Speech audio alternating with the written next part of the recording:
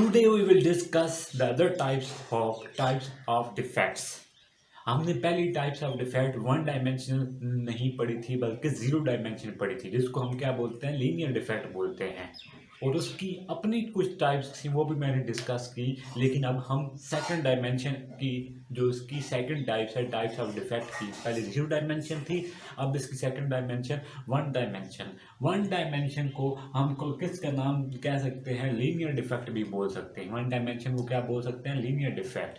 इसके अंदर क्या होता है, ग्रुप ऑफ इरेगुलर पोजीशन, जो एटम होते हैं, ग्रुप ऑफ एटम होते हैं, वो किस पोजीशन में होते हैं, group of atom in irregular position के अंदर होती हैं। जिसके अंदर हमारे पास फॉर एग्जांपल जिस तरह हमारे पास स्क्रू डिसलोकेशन है और एज डिसलोकेशन है। What's a screw dislocation? Screw dislocation की डेफिनेशन कुछ इस तरह से हम करते हैं, the dislocation produced into the lattice into the इसकी डेफिनेशन हम कुछ इस तरह से करते हैं, the dislocation produced by skewing a crystal so that one atomic plane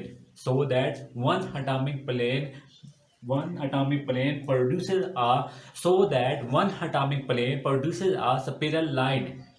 one atomic plane क्या चीज प्रोड्यूस करे, produces a spiral line about the dislocation line. याद रख लें, इसके अंदर जो डिसलोकेशन लाइन होती है, दे हैव बर्चस वेक्टर, उसका बर्चस वेक्टर होता है which is parallel to the dislocation line, जो कि क्या होता है, parallel to the dislocation line. ये थी इसकी फर्स्ट डेफिनेशन मैंने बताई। स्क्रू डिसलोकेशन के अंदर मैंने क्या कहा कि इसके पास स्क्रूइंग क्रिस्टल होता है, जिसके अंदर वन एटॉमिक प्लेन क्या चीज़ प्रोड्यूस करता है, स्पाइरल रैम प्रोड्यूस करता है, किसके साथ, डिसलोकेशन लाइन के साथ। और इसका अपना क्या होता है, बर्चस वेक्टर होता है, जो कि पैरेलल होता है किसके, डिसलोकेशन लाइन के। ये था स्क्रू डिसलोकेशन। सेकंड हम बात करेंगे एज डिसलोकेशन की कुछ डेफिनेशन हम यूं करेंगे, the dislocation produced into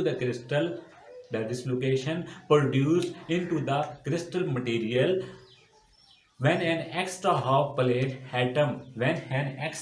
plane of atom adding।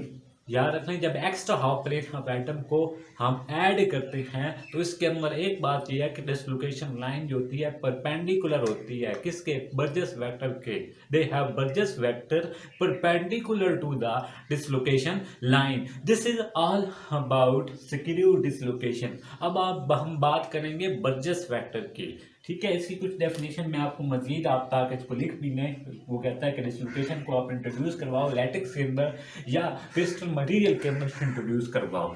जब हम ऐड करेंगे एन एक्स्ट्रा हाफ प्लेन को किसके अंदर ऐड करेंगे, उसके अंदर ऐड करेंगे, तो हमारे पास ये बात याद रख लो कि बर्जस वेक्टर जो है इसके अंदर परपेंडिकुलर होता है। और इसके अंदर बर्जस वेक्टर क्या होता है, पैरेलल होता है। पैरेलल की ये सिंबल होती है और इसके अंदर बर्जस वेक्टर क्या होता है, परपेंडिकुलर होता है, ठीक है। तो ये चीज़ आप स्क्रीन में रख लो, तो आपकी ये बेसिक्स डेफिनेशन जो थी इसकी जो है वो क्लियर हो गई है। अगर ये क्लियर हो गई हैं तो हम इसके बर्जस वेक्टर को सीखेंगे, क्योंकि वो भी इसके अंदर ही आ रहा है। जी, आज हम बात करने वाले हैं टाइप ऑफ डिफेक्ट। हमने पहली टाइप जीरो डायमेंशन की, ठीक है, दूसरी टाइप हमने वन डायमेंशन की। अब हम इसकी थर्ड जो टाइप्स हैं ये वाली करने जा रहे हैं टू डायमेंशन। टू डायमेंशन को हम लोग प्लानेट डिफेक्ट भी बोलते हैं। इसके अंदर याद रख लो कि टू डायमेंशन को हम क्या बोलते हैं, प्लानेट डिफेक्ट भी बोलते हैं। याद रख लो कि इसके अंदर जो इसकी खुद की एक प्रॉपर्टी आती है, ये एग्जाम्पल समझ लो, डेफिनेशन समझ लो, इसकी अपनी प्रॉपर्टीज के अंदर ये आती है जी, ग्रेन बाउंड्री। ग्रेन बाउंड्री क्या हमने अंडरस्टैंड करना है कि जो इसकी जो सेकंड टाइप है, जो हमने कहा प्लानेट डिफेक्ट के अंदर है, तो ग्रेन बाउंड्री की डेफिनेशन क्या है। ग्रेन बाउंड्री जो है इसको डिफाइन किया जाता है surface defect representing the boundary between two planes. The lattice had different orientation on different planes. The properties of metal is controlled by grain size strengthening. By reducing the grain size.